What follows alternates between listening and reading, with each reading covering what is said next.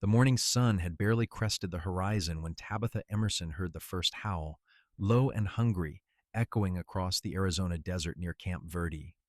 She had been leading her chestnut mare through a narrow canyon, taking a shortcut back to town after delivering supplies to a distant ranch, when the sound froze her blood. Her horse, a beautiful creature she had raised from a foal and named Copper, snorted nervously and stamped her hooves against the rocky ground. Tabitha tightened her grip on the reins, her heart hammering as she scanned the ridgeline above. It was April 1882, and while wolf attacks were not unheard of in this part of Arizona territory, they were rare enough that most folks had grown complacent. She was not most folks. Another howl joined the first, closer this time, and Tabitha felt the hair on the back of her neck rise. She was 22 years old, had been working her family's small ranch since her father died 2 years prior, and had learned to shoot, rope, and survive in this harsh landscape. But facing down wolves alone, miles from help, was something else entirely. Copper whinnied and tried to bolt, but Tabitha held firm, speaking in low, soothing tones, even as her mind raced through options. She could try to outrun them, but the canyon walls were too narrow for a full gallop, and Copper was already tired from the morning ride. She could climb, but that would mean abandoning her horse, and that was not something she would ever consider. The first wolf appeared on a boulder 30 feet above, its gray coat blending with the stone, yellow eyes fixed on them with predatory focus. Then another emerged, and another, until Tabitha counted 5 of them, lean and desperate looking, likely driven down from higher elevations by the unusually dry spring. She slowly reached for the rifle strapped to her saddle, never breaking eye contact with the lead wolf. Her hands were steady despite the fear coursing through her veins. She had hunted deer and rabbits, shot rattlesnakes and coyotes, but never wolves, and certainly never this many. Copper reared suddenly, nearly jerking the reins from Tabitha's hands, and that was when the pack made their move. They came down the canyon wall in a rush of fur and fangs, spreading out to flank them. Tabitha had no choice. She fired at the nearest wolf, the crack of her rifle echoing off the canyon walls, and the animal yelped and fell back. But the others kept coming. She worked the lever action, fired again, missed as another wolf dodged behind a rock. Copper was panicking now, and Tabitha made a split-second decision that would define her life forever. She dropped the reins and positioned herself between the wolves and her horse, raising the rifle to her shoulder again. The lead wolf, a massive male with scarred muzzle, launched itself toward Copper's exposed flank. Tabitha fired, catching it mid-leap, and the wolf crashed to the ground just feet from them. The gunshot spooked Copper into pulling backward, and the reins slipped away, but Tabitha did not chase after them. She stood her ground, working the rifle, firing at the circling wolves, keeping herself between them and her terrified horse. One wolf darted in from the side, and Tabitha swung the rifle like a club, catching it across the snout. The animal yelped and retreated. She fumbled for more ammunition in her pocket, loaded 3 more rounds with shaking fingers. 2 wolves remained now, circling warily, and Tabitha knew she was running out of bullets. She fired once, twice, driving them back, but they were not giving up. They were too hungry, too desperate. The smaller of the 2 feinted toward Copper, and when Tabitha swung to aim, the larger one charged at her. She barely had time to turn the rifle before the wolf was on her, knocking her backward into the dirt. The rifle clattered away. Tabitha threw up her arm to protect her throat, and the wolf's teeth clamped down on her forearm, tearing through her shirt sleeve. Pain exploded up her arm, but she did not scream. With her free hand, she grabbed for the knife on her belt, pulled it free, and drove it upward into the wolf's ribs. The animal released her with a pained whine and staggered away. The last wolf, seeing its packmate injured and the others dead or wounded, finally turned and ran. Tabitha lay in the dirt for a long moment, breathing hard, her arm bleeding and throbbing. Copper had stopped a dozen yards away, trembling but unhurt. Slowly, painfully, Tabitha pushed herself to her feet. Her shirt was torn and soaked with blood. Her arm burned like fire, but she was alive. She wrapped the wound with a strip torn from her shirt, retrieved her rifle, and walked slowly toward her horse, speaking softly. Copper allowed herself to be caught, still nervous but calmer now that the danger had passed. That was when she heard the sound of hooves on stone and looked up to see a rider coming through the canyon. He was tall in the saddle, wearing a dust-covered hat and a leather vest, with a dark beard and eyes that looked like they had seen too much. He pulled up his gray stallion and stared at the scene before him, at the dead wolves scattered across the canyon floor, at the blood on Tabitha's arm, at the way she stood protectively beside her horse, despite clearly being injured. Quinn York had been tracking a stray calf when he heard the gunshots echoing through the canyon. He had pushed his horse faster, expecting to find bandits or worse, but what he found instead took his breath away. A woman alone, bloodied but unbowed, standing over 4 dead wolves with her horse safe behind her. In his 30 years, 20 of them spent working cattle from Texas to Montana, and now here in Arizona territory, he had never seen anything quite like it. "Madam," he said, his voice rough from days in the desert. "Are you all right?" Tabitha looked up at him, her green eyes fierce despite the pain she was clearly in. "I will be," she said. "They went after my horse." Quinn dismounted slowly, keeping his movements careful and non-threatening. He could see she was still running on pure instinct, still ready to fight if needed. "That is the bravest thing I ever saw," he said quietly, and he meant every word. He had known men, hardened cowboys and soldiers, who would have run from that pack. But this woman had stood her ground to protect an animal she loved, and that told him everything he needed to know about her character. "I need to get this arm looked at," Tabitha said, her voice starting to shake now that the immediate danger had passed. The adrenaline was wearing off, and the pain was becoming harder to ignore. "Camp Verde is still 5 miles. Quinn nodded and moved closer, his hands raised slightly to show he meant no harm. "Let me see," he said. When she hesitated, he added, "I have done field doctoring for cowboys and horses both. I promise I am just trying to help." Tabitha studied him for a moment, then nodded. Something in his eyes told her she could trust him. He unwrapped the makeshift bandage and examined the wound, his calloused fingers surprisingly gentle. The wolf had torn through the flesh of her forearm, but it looked worse than it was. No major arteries severed, though it would need proper cleaning and stitching. "You got a name?" Quinn asked as he pulled a clean bandana from his pocket and wrapped it around her arm, applying pressure to slow the bleeding. "Tabitha Emerson," she said. "My ranch is just outside Camp Verde." "Quinn York," he replied. "I work for the Double Bar Ranch, about 10 miles west of town. Been tracking one of our calves all morning." He secured the bandage and stepped back. "You need a doctor, and you should not be riding alone with that arm. I will escort you to town."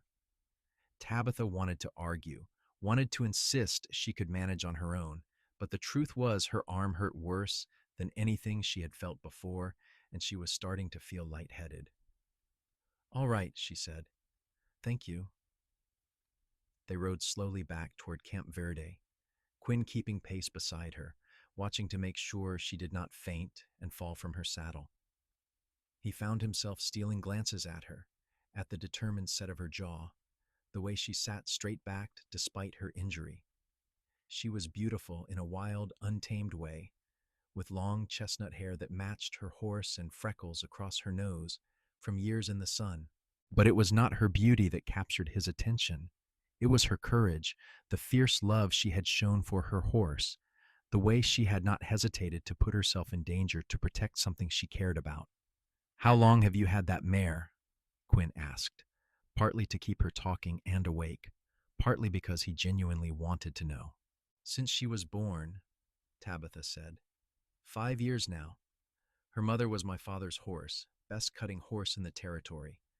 Copper inherited her intelligence and her speed. She is all I have left of both of them." Quinn heard the grief in her voice and understood. "You lost your father?" 2 years back, Tabitha confirmed. "Fever took him.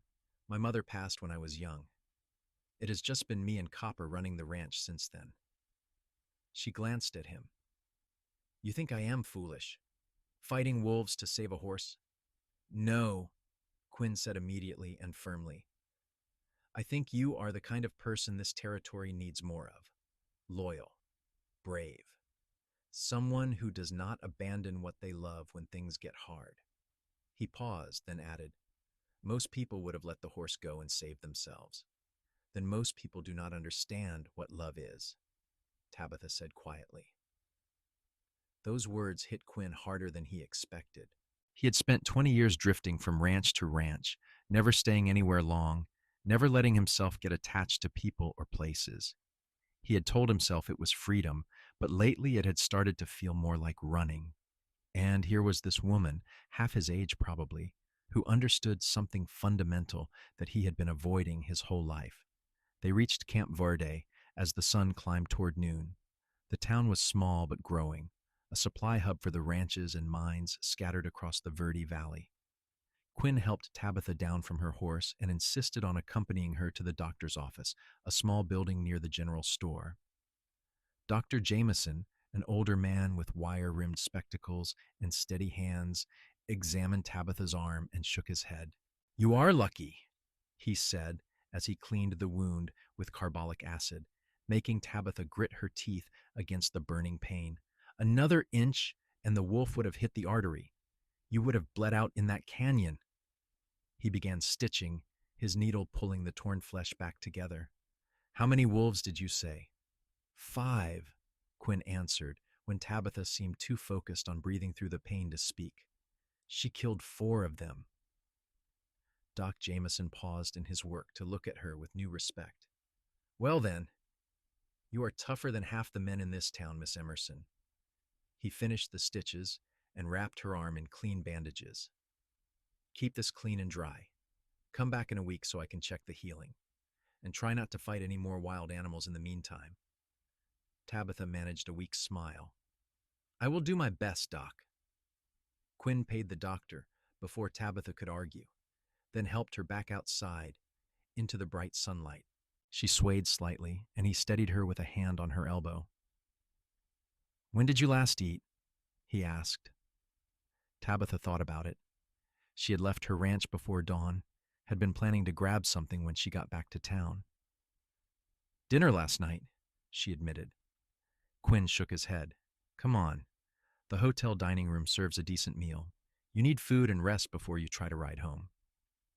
I cannot afford the hotel, Tabitha said quietly, embarrassment coloring her cheeks. The ranch barely breaks even most months. My treat, Quinn said. You saved that horse's life this morning. Least I can do is buy you a meal. Tabitha wanted to refuse, but she was tired and hungry, and her arm hurt terribly, and the thought of riding back to her empty ranch right now seemed overwhelming. All right, she said. But just a meal, I am not a charity case.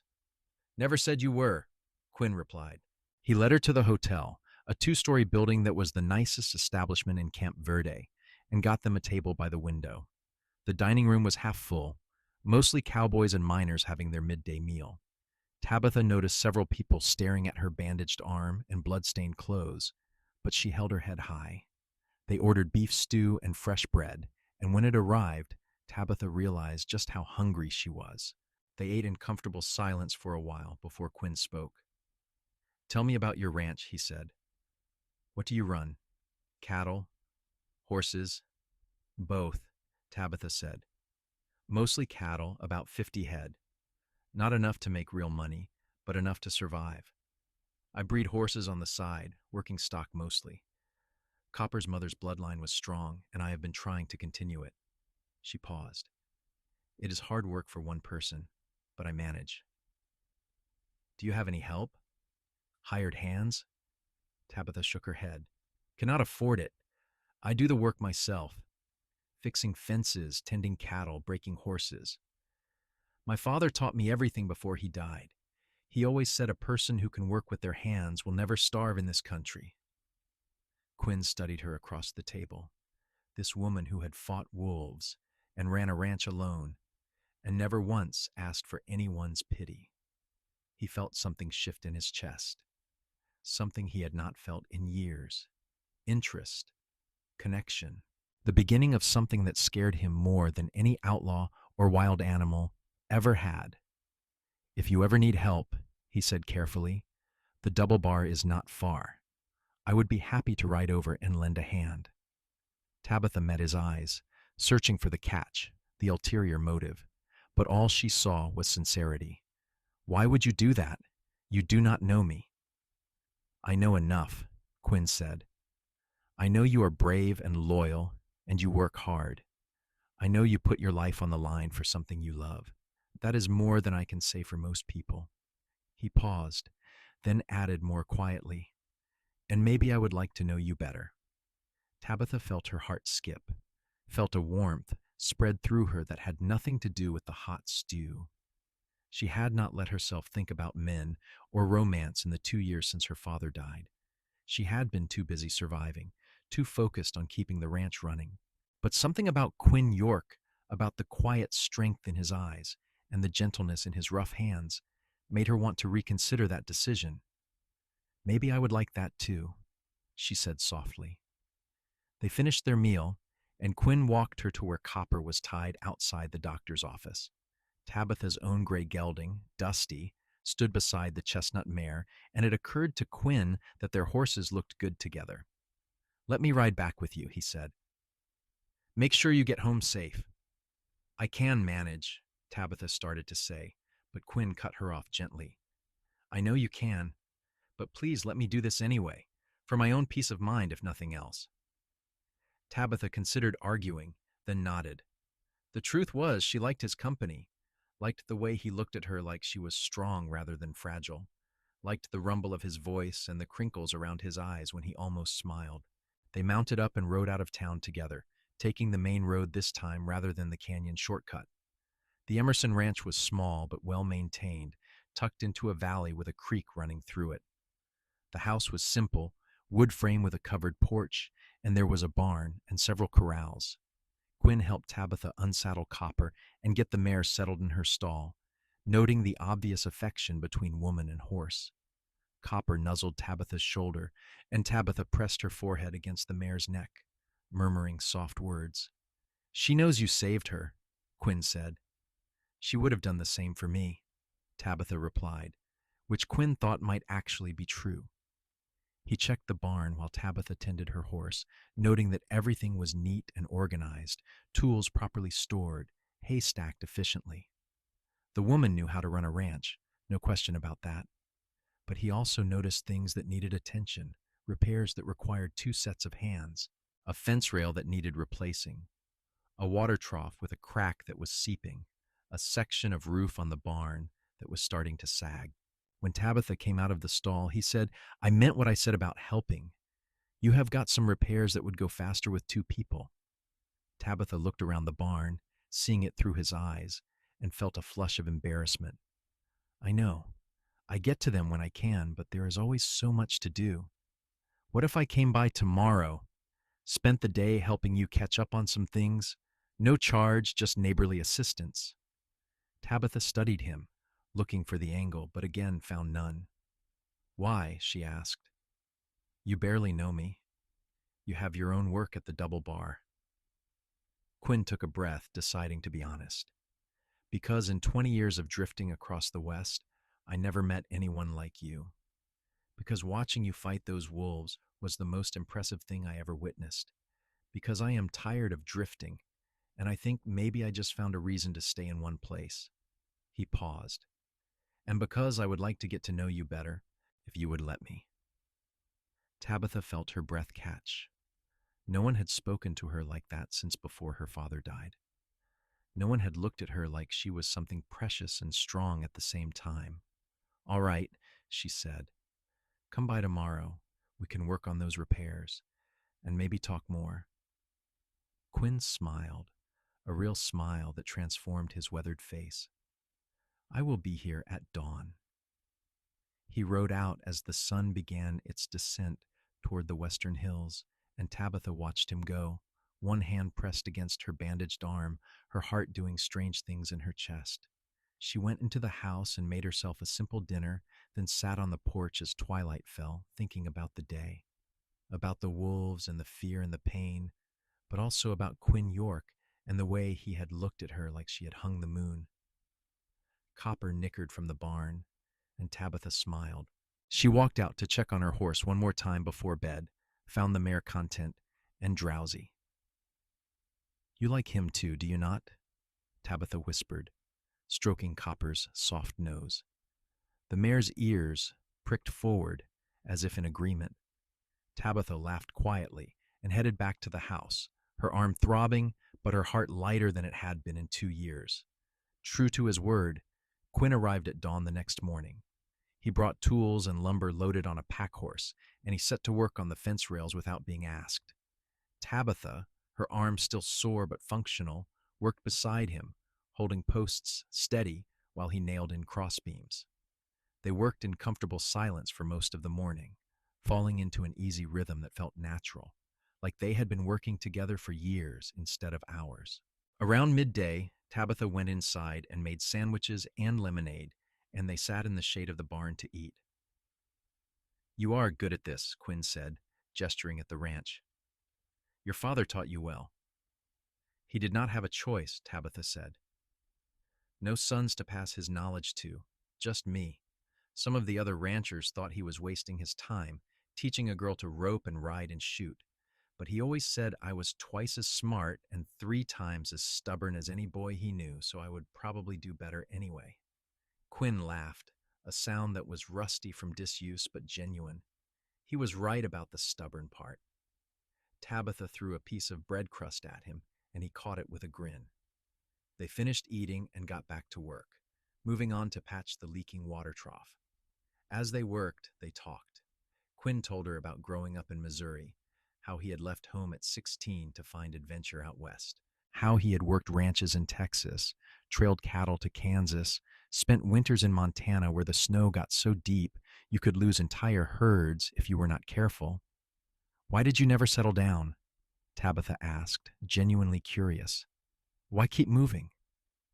Quinn was quiet for a moment, considering his answer. I guess I never found a place that felt like home, he said finally. Or maybe I was afraid if I stopped moving, I would have to admit I was lonely. He looked at her. What about you? You ever think about leaving? Going east where life might be easier? No, Tabitha said immediately. This land is in my blood. My father loved it. My mother loved it before she passed. I love it. The sunrise over the hills, the smell of desert rain, even the heat and the dust and the danger. This is where I belong. Quinn felt that shift in his chest again, stronger this time. Here was a woman who knew who she was and what she wanted, who was not afraid of hard work or hardship, who loved with a fierceness that made his own heart ache with the wanting. He had only known her for one day, but he already knew she was going to change his life. They worked until sunset, accomplishing in one day what would have taken Tabitha a week on her own. As Quinn loaded his tools back onto his pack horse, Tabitha said, "Thank you. You did not have to do all this." "I wanted to," Quinn said. He hesitated, then added, "Would it be all right if I came back? Maybe took you to the dance in town this Saturday? I hear they have one the first Saturday of every month." Tabitha felt a flutter of nerves and excitement. She had not been to a town dance in years. "I would like that," she said. Quinn's face lit up. "Then I will pick you up Saturday evening. Wear something pretty." He mounted his horse, then paused. "Tabitha, what you did yesterday with those wolves. I meant what I said. It was the bravest thing I ever saw. But it has also made me realize I want to be the kind of person who is worth that kind of loyalty. You make me want to be better." He rode off before she could respond, leaving Tabitha standing in her yard with her heart pounding and her mind racing. She went inside and looked through her limited wardrobe, finding a blue dress her mother had made years ago. It was simple but pretty, and it would have to do. She spent the next few days working her ranch, tending her cattle, and thinking about Quinn York more than she probably should. Saturday arrived, bright and hot as only an Arizona spring day could be. Tabitha spent the afternoon cleaning up, washing her hair, carefully changing the bandage on her arm. The wound was healing well, though it would leave a scar. She found herself thinking she did not mind. It was a reminder of copper, of the lengths she would go for love. Quinn arrived just before sunset, riding Dusty and leading a gentle mare for Tabitha. He had cleaned up too, wearing a pressed shirt and clean pants, his beard trimmed neat. When he saw Tabitha in her blue dress, her hair loose around her shoulders, he felt like someone had punched him in the chest. "You look beautiful," he said, his voice rough. Tabitha blushed. "Thank you. You clean up nice yourself." They rode to town together, arriving as full darkness fell, and lanterns were being lit around the town square. Someone had set up a small stage where three men with fiddles and a guitar were tuning their instruments. Tables laden with food and punch lined one side of the square, and people were gathering, ranchers and their families, shopkeepers, miners cleaned up for the occasion. Quinn helped Tabitha down from her horse and offered his arm. She took it, feeling strange and wonderful to be doing something so normal, so social. For 2 years, she had focused solely on survival. This felt like living. They got cups of punch and found a place to stand where they could watch the dancing begin. The music started, a lively reel, and couples flooded the square. Quinn turned to Tabitha. "May I have this dance?" Tabitha hesitated. "I am not very good. It has been years." "Then we will be terrible together," Quinn said with a smile. "Come on." He led her into the square, and they joined the dance, and it was true they were both rusty and a bit clumsy. But it did not matter. Quinn held her hand firmly, guided her through the steps, and when she stumbled, he steadied her with a hand on her waist. They laughed together, breathless and happy, and Tabitha could not remember the last time she had felt so light, so free. They danced 3 more songs before taking a break, both of them overheated and grinning. Someone brought them fresh punch, and they found a bench at the edge of the square. "Thank you for bringing me," Tabitha said. "I did not realize how much I needed this. To feel normal. To have fun." "You deserve fun," Quinn said. "You deserve a lot more than just surviving." Tabitha looked at him, at the sincerity in his eyes, and felt something inside her unfold like a flower reaching for the sun. "Can I tell you something?" she said quietly. Anything. When my father died, I thought I would never feel happy again. I thought I would just work until I was too old to work anymore, and then I would die and that would be it. But being with you these past few days, I feel like maybe there is more to life than I thought. Like maybe I could have happiness and a ranch. Like maybe I do not have to choose between them." Quinn set down his cup and took her hand, his calloused thumb stroking across her knuckles. "You do not have to choose," he said. "You can have both. You deserve both. And if you will let me, I would like to be part of that happiness." Tabitha's breath caught. "You barely know me." "I know enough," Quinn said, echoing his words from days before.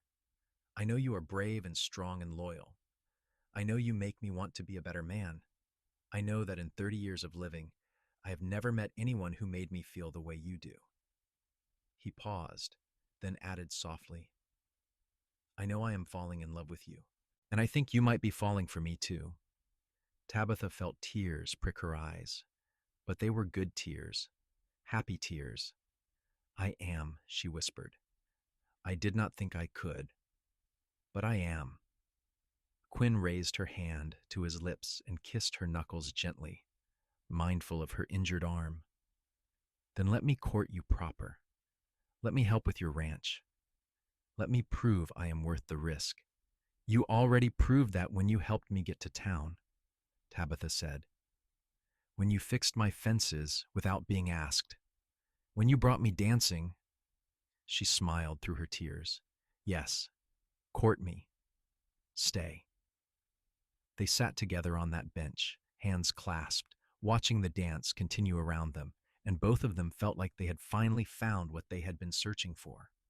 Home, purpose, love. The next few weeks fell into a pattern that felt right. Quinn would ride over after finishing his morning chores at the double bar, and he and Tabitha would work together on her ranch. They repaired the barn roof, fixed the corral fences, dug irrigation ditches from the creek to expand her pasture. They worked cattle together, Quinn teaching Tabitha techniques he had learned in Texas, Tabitha showing him the particular challenges of ranching in the Arizona desert. In the evenings, they would sit on her porch and talk until the stars came out. Quinn told her about the places he had been, the adventures he had had. Tabitha told him about her childhood, about her mother's gentle wisdom, and her father's patient teaching. They shared hopes and fears and dreams. Quinn admitted he had always wanted his own ranch, but had never thought he could afford it. Tabitha admitted she had always wanted someone to share her ranch with, but had thought no man would want a woman as independent and stubborn as her. "I love that you are independent and stubborn," Quinn said one evening, his arm around her shoulders as they watched the sunset. "I do not want a woman who needs me to survive. I want a partner, an equal, someone who chooses to be with me because she wants to, not because she has to." Tabitha leaned into him, feeling safe and cherished. "That is exactly what I want too." They shared their first kiss that night, soft and sweet and full of promise. Quinn was gentle, mindful of her healing arm, his hand cupping her cheek as his lips met hers. Tabitha felt fireworks behind her closed eyes, felt her heart race and her soul sing. When they finally pulled apart, both of them were breathless. "I love you," Quinn said, the words simple and true. "I love you too," Tabitha replied, and she meant it with every fiber of her being. As spring turned to summer, the relationship deepened. Quinn started staying at the ranch more often, sleeping in the barn at first to preserve propriety, but eventually Tabitha told him that was foolish and gave him the spare room in the house. They fell into an easy domestic rhythm, cooking meals together, working side by side, caring for the animals. Copper and Dusty grazed together in the pasture, as content with each other as their owners were. One evening in late June, after a long day of branding cattle, Quinn broached a subject that had been on his mind for weeks. "I talked to my boss at the double bar," he said as they sat on the porch, both of them tired and dusty. "Told him I was thinking of quitting, starting my own place." Tabitha looked at him, her heart in her throat. "What did he say?" "He understood. Offered me a good reference, said I had been one of his best hands." Quinn turned to face her fully. "Thing is, I do not want to start from scratch. I want to build on something that is already good. Make it better. Make it into something lasting." "What are you saying?" Tabitha asked, though she thought she knew, hoped she knew. Quinn took both her hands in his. "I am saying I want to merge my life with yours. I have got some money saved, enough to buy more cattle, maybe expand the barn. But more than that, I want to wake up every morning knowing I am building something with you. Not for you, not instead of you, but with you. As partners, as equals." He took a breath. "Tabitha Emerson, will you marry me?" Tabitha's eyes filled with tears, and she laughed through them. "Yes," she said, "yes, 1,000 times, yes." Quinn pulled her into his arms and kissed her thoroughly, and they sat there on the porch holding each other as the desert night settled around them. They were married a month later, in late July, in a simple ceremony at the church in Camp Verde. Doc Jameson gave Tabitha away, and several of the ranch hands from the double bar stood up with Quinn. Tabitha wore her mother's wedding dress, altered to fit her taller frame, and Quinn wore a new suit he had bought special for the occasion. After the ceremony, there was a party in the town square, with food and music and dancing. Quinn and Tabitha danced their first dance as husband and wife, and everyone agreed they had never seen two people more perfectly matched. When someone asked how they met, Quinn told the story of finding Tabitha in that canyon, bloodied but victorious, standing over dead wolves with her horse safe behind her. "That was the bravest thing I ever saw," he said, his arm around his wife's waist. "And I knew right then that if I was lucky enough to win her heart, I would never let her go." They rode back to the ranch that night, which was now officially their ranch, legally merged under both their names. Quinn carried Tabitha over the threshold, and they made love for the first time as husband and wife, tender and passionate and full of joy. Afterward, lying in each other's arms, they talked about the future. I want to expand the horse breeding operation, Tabitha said, her head on Quinn's chest. Use Copper's bloodline to create the best working horses in Arizona territory. I think that is a fine goal, Quinn said, and I want to triple our cattle herd over the next few years. Maybe hire a hand or two to help out. Build this place into something we can be proud of. We can be proud of it already, Tabitha said, but I like the idea of making it even better. They fell asleep like that, tangled together, dreaming of the life they would build. The first year of their marriage was hard work, but deeply satisfying. With Quinn's savings, they bought 20 more head of cattle and 2 good breeding mares. They hired a young cowboy named Tommy to help with the daily work, which freed up time for bigger projects. Quinn built a second barn for the horses, and Tabitha started training Copper's first foal, a beautiful chestnut filly with her mother's intelligence and speed. They faced challenges too. A dry summer stressed the creek, forcing them to dig deeper wells. Rustlers hit several ranches in the area, though fortunately not theirs. Tabitha's wolf bite scar bothered her in cold weather, a constant reminder of that day in the canyon. But through it all, they faced everything together, partners in every sense of the word. One evening in early autumn, Tabitha had news that would change their lives again. They were sitting on the porch as usual, watching the sunset when she said, "Quinn, I need to tell you something." He looked at her, noting the nervous excitement in her eyes. "What is it?" "I am pregnant," Tabitha said. "I went to see Doc Jameson this morning. He confirmed it. We are going to have a baby." Quinn's face went through about 6 emotions in 3 seconds before settling on pure joy. He picked Tabitha up and spun her around, then immediately put her down and apologized. "I am sorry. I should be more careful. Are you all right? Do you need to sit down? Should you be working so hard?" Tabitha laughed and kissed him. "I am fine. Pregnant women have been working ranches since ranches existed. I am not made of glass." "I know," Quinn said, but his hand settled protectively over her still flat stomach. "I just want to take care of you. Both of you." Their son was born in late May of 1883, a healthy baby boy with his mother's green eyes and his father's dark hair. They named him Henry, after Tabitha's father. Quinn held his son for the first time and cried, overwhelmed by the love he felt for this tiny person, this perfect combination of him and the woman he adored. Tabitha watched her husband cradle their baby and felt her heart might burst from happiness. Henry proved to be an easy baby, content to sleep in a basket near wherever his parents were working. As he grew, he would toddle after them, learning the rhythms of ranch life from his earliest days. Copper was gentle with him, allowing the toddler to pat her nose and pull her mane without complaint. Dusty was equally patient, and Quinn started planning for when he would teach his son to ride. 2 years after Henry's birth, Tabitha had another baby, a girl they named Rose after Tabitha's mother. Rose was different from her brother, more adventurous and loud, keeping her parents on their toes. Quinn joked that she had inherited her mother's stubbornness and her father's wanderlust, a dangerous combination. Tabitha just laughed and said Rose would need both qualities to survive in this world. The ranch continued to prosper. Their cattle herd grew, their horses gained a reputation for intelligence and endurance, and they were able to hire 2 more hands to help with the increased work. Quinn built a larger house, adding bedrooms for the children, and a proper office where Tabitha could keep the ranch records. They planted cottonwoods around the house for shade and put in a vegetable garden that produced bountifully. Life was not without sorrows.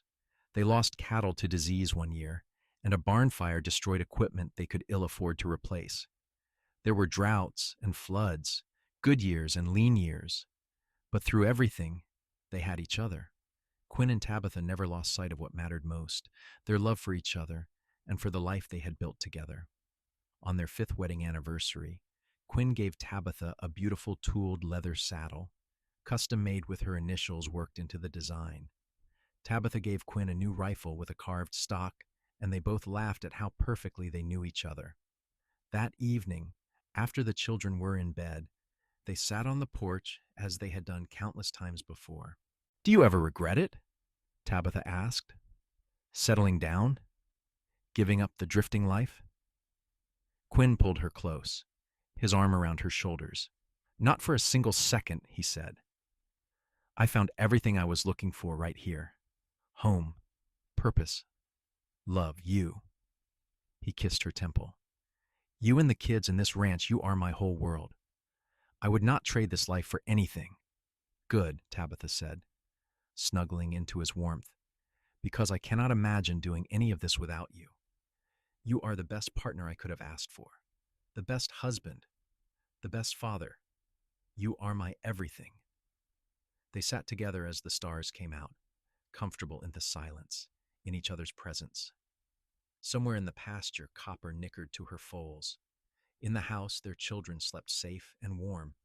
And on the porch, two people who had found each other against all odds held tight to the love that had transformed both their lives. Years passed in a blur of work and joy and family. Henry grew into a thoughtful, hardworking boy who loved the cattle and dreamed of being a rancher like his parents. Rose grew into a wild, fearless girl who was more comfortable on horseback than on foot and could rope a calf by the time she was 8.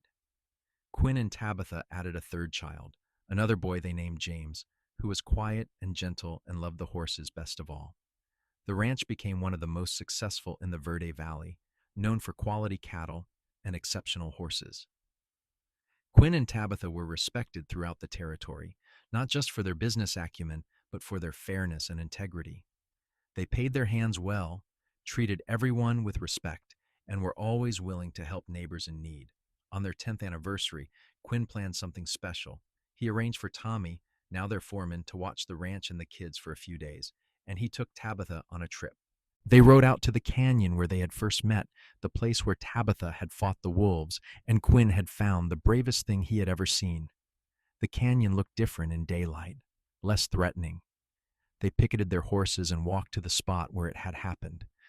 The bones of the wolves were long gone, scoured clean by scavengers and weather, but the memories were as vivid as ever.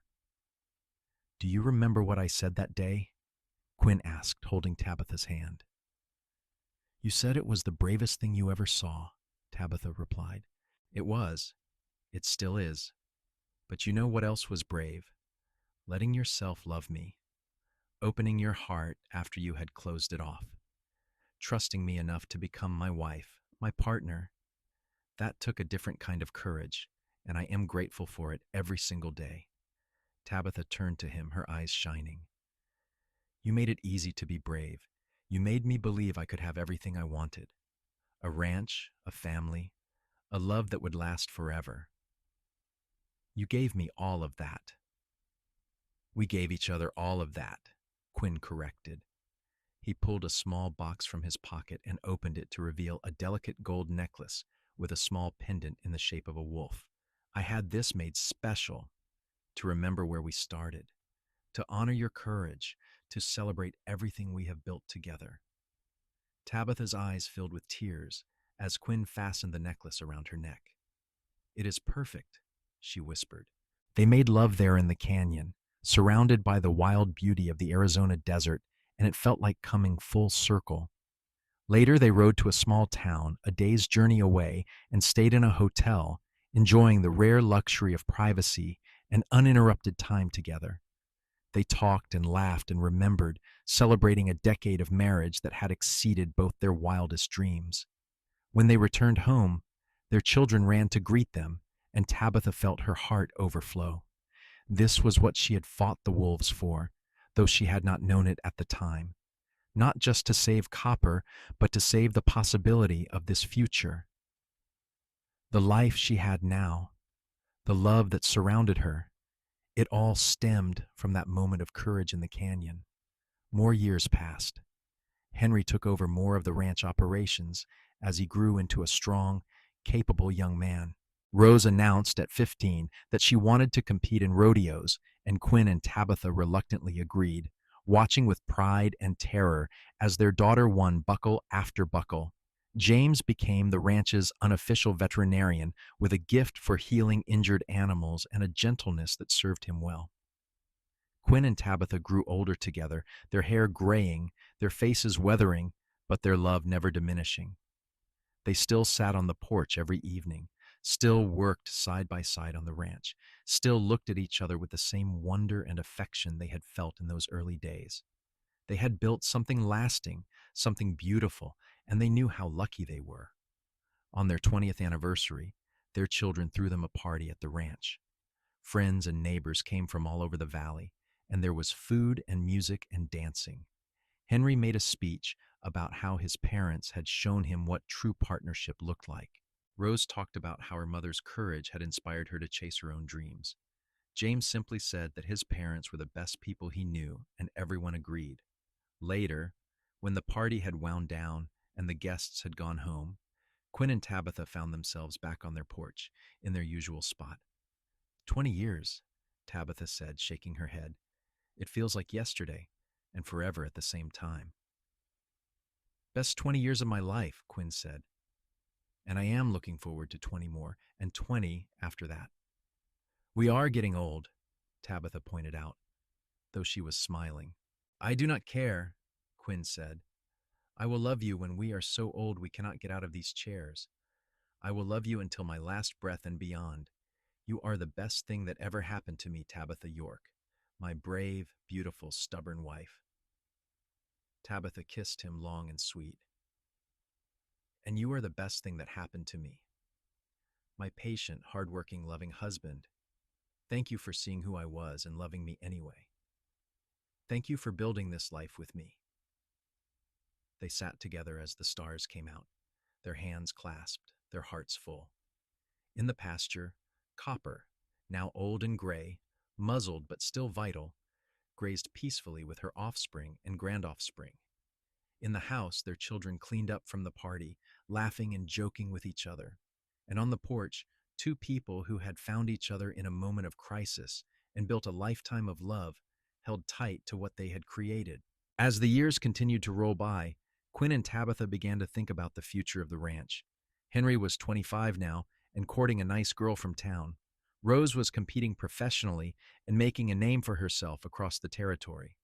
James was talking about veterinary school back east, though he insisted he would come back to Arizona when he was done.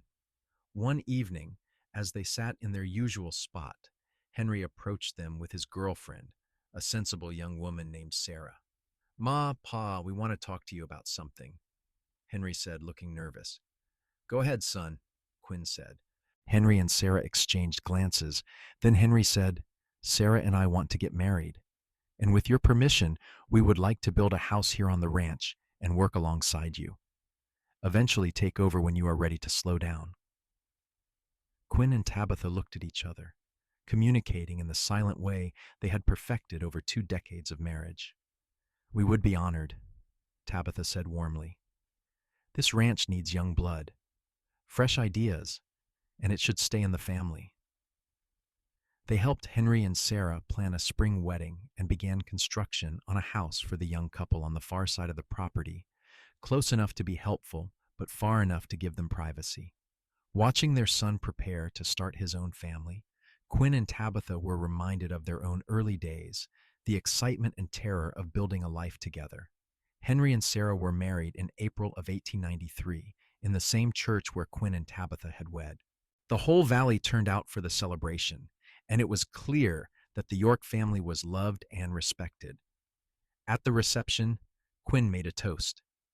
To my son and his bride, he said, raising his glass. May your love be as strong as your mother's courage, as steady as your faith, and as lasting as the desert sun.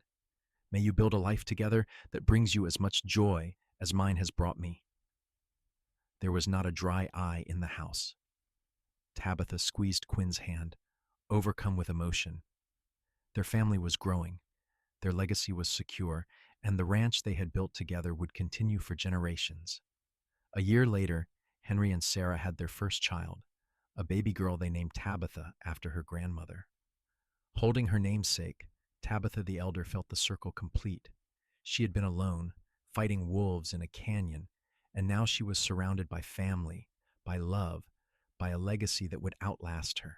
She is perfect, Tabitha whispered, tears streaming down her face.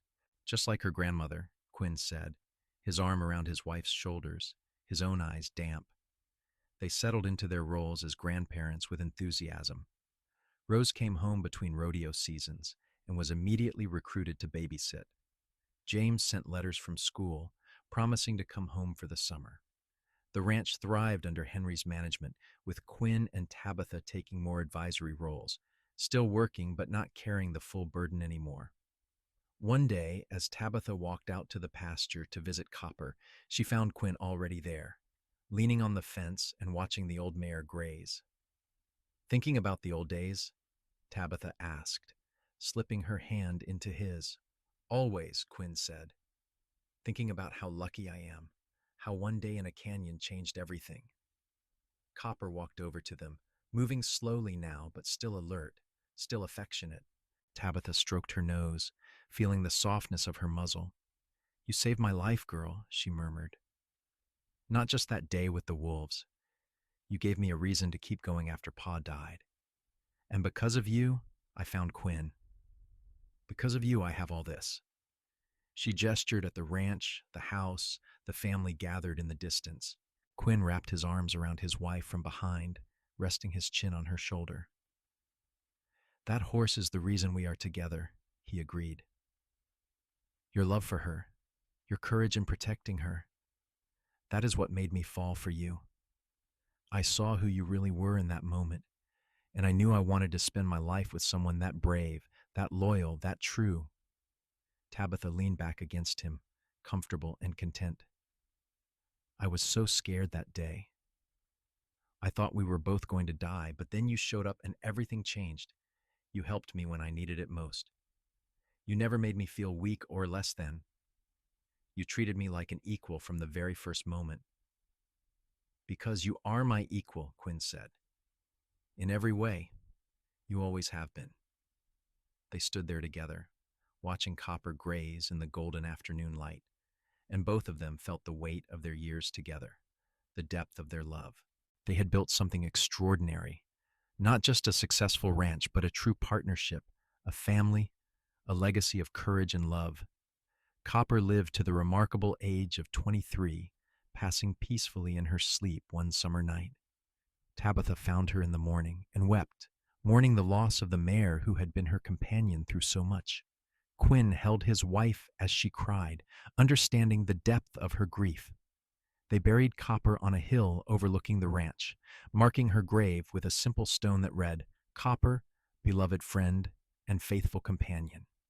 She gave me everything, Tabitha said as they stood at the grave. My life, my love, my family. All because I refused to let the wolves take her. And she knew she was loved, Quinn said. Every day of her life she knew. That is all any of us can hope for. Life continued. Rose retired from rodeos and married a fellow competitor, moving to California but visiting often. James finished school and came home to start a veterinary practice in Camp Verde, serving ranchers throughout the valley. Henry and Sarah had 2 more children, and the ranch was constantly filled with the sound of children's laughter. Quinn and Tabitha grew older, slower, but their love never dimmed. They still sat on the porch every evening, though sometimes they needed blankets against the cold. They still worked the ranch when they could, though younger hands did the heavy lifting now. They still looked at each other with the same wonder and affection, still held hands like newlyweds. On their 30th anniversary, their children and grandchildren gathered for a celebration. There were now 5 grandchildren, with another on the way, and the ranch had expanded to include nearly 300 head of cattle and a thriving horse breeding operation. The York name was known throughout Arizona, synonymous with quality and integrity. As the party wound down and the sun began to set, Henry stood to make a speech. I want to thank my parents, he said, for showing me what love looks like, what partnership looks like, what courage looks like. Ma, when you fought those wolves to save Copper all those years ago, you did not know you were starting a legacy. But you were. You showed all of us that love means protecting what you care about no matter the cost. That bravery is not the absence of fear, but the willingness to act despite it. And Pa, when you saw Ma that day and recognized her worth, you started your own legacy. You showed us that a real man honors strength, that a true partner lifts you up rather than holding you down. There were tears all around. Quinn and Tabitha held tight to each other, overwhelmed by the love surrounding them. We are just ordinary people who got lucky, Quinn said when it was his turn to speak. Lucky to find each other. Lucky to build this life. Lucky to have all of you. You are not ordinary, Sarah said firmly. You are extraordinary. And we are the lucky ones to have you as examples. The party continued into the night, 3 generations of Yorks celebrating the love that had started it all. And through it all, Quinn and Tabitha sat together, their hands clasped, their hearts full, grateful beyond words for the life they had built. Years passed. Quinn and Tabitha entered their 60s, their bodies slowing but their minds sharp. They spent their days in an easy retirement, advising Henry when asked, but mostly enjoying their grandchildren and each other. They took long, slow rides around the ranch, remembering where they had fixed this fence or built that barn. They sat on the porch and watched the sunset every single evening without fail. One evening, as they sat in their usual spot, Tabitha said, "Quinn, do you ever think about what your life would have been like if you had never ridden through that canyon that day?" Quinn was quiet for a moment, considering. "I think I would have kept drifting," he said honestly, "moving from ranch to ranch, never settling down, never building anything lasting. I would have died alone, wondering what I had missed. But I did ride through that canyon. I did see you standing over those wolves with your horse safe behind you. And that changed everything. You changed everything. We changed each other," Tabitha said. "You gave me a reason to live again, not just survive. You showed me I could have love and partnership and still keep my independence. You made me believe in happy endings." Quinn kissed her softly. "Every day with you has been a happy ending," he said. "Every single day." They fell into a comfortable silence, watching the stars emerge. Somewhere on the ranch, their grandchildren were playing. In the house nearby, Henry and Sarah were preparing dinner. In town, their other children were living their own lives, building their own families. And on the porch, 2 people who had found each other in the most unlikely of circumstances held tight to the love that had sustained them through 30-plus years of marriage. Quinn York passed away peacefully in his sleep at the age of 68, his hand clasped in Tabitha's. She woke in the morning to find him gone, and her grief was profound. But even through her sorrow, she was grateful. Grateful for the 33 years they had shared, for the family they had built, for the love that had transformed both their lives. At his funeral, she spoke about the day they met, about how he had looked at her courage and seen something worth loving. "He was the best man I ever knew," she said through her tears. "And I was blessed beyond measure to be his wife." Tabitha lived another 5 years without Quinn, surrounded by her children and grandchildren and great-grandchildren. She still rode when she could, though carefully and with someone always watching. She still sat on the porch every evening, though Quinn's chair beside her was empty. She wore the wolf pendant he had given her every single day, a reminder of where they had started and all they had built together. When Tabitha Emerson York passed away at the age of 73, the entire Verde Valley mourned. Her funeral was attended by hundreds of people whose lives she had touched. Henry spoke about his mother's courage and strength. Rose talked about her mother's independence and fire. James remembered her gentleness and wisdom. And Sarah, reading from a letter Tabitha had left behind, shared her final words. "I have lived a life beyond my wildest dreams," the letter said. "I found love when I thought I would be alone forever. I built a family and a legacy. I got to spend 33 years with the man I loved more than life itself, all because one day I chose to fight for something I loved, all because a good man saw my courage and chose to stay. Tell my children, my grandchildren, my great-grandchildren that love is worth fighting for, that courage is worth having, that a life built on partnership and respect and deep affection is the greatest gift anyone can hope for, and tell them that I love them all so very much. There was not a dry eye at the funeral. Tabitha was buried beside Quinn on the hill overlooking the ranch, near Copper's grave. 3 headstones side by side, marking 3 lives intertwined by love and loyalty. The ranch continued through the generations, run by Henry and then by his children, and their children after them. The York name remained synonymous with quality and integrity, and every generation was told the story of how it all began, of a brave woman who fought wolves to save her horse, and the cowboy who saw her courage and fell in love. It became a legend, passed down through the family, a reminder of where they came from and the values they should uphold. On the centennial of that fateful day in the canyon, Tabitha and Quinn's great-great-grandchildren gathered at the ranch. They rode out to the canyon where it had all started and placed a marker, commemorating the day their ancestors had met. The marker read, "Here courage met love. Here a legacy began. Here Tabitha fought wolves to save Copper, and Quinn saw the bravest thing he ever witnessed. May we all have such courage. May we all find such love." And in the years that followed, whenever someone in the York family faced a difficult decision, a moment that required courage, they would think of Tabitha standing in that canyon, wounded but unbowed, protecting what she loved. They would think of Quinn, recognizing strength and choosing to honor it rather than diminish it. They would think of the love that had grown from that single moment of bravery, a love that had created generations of family and a legacy that would endure for centuries. Because that is what true love does.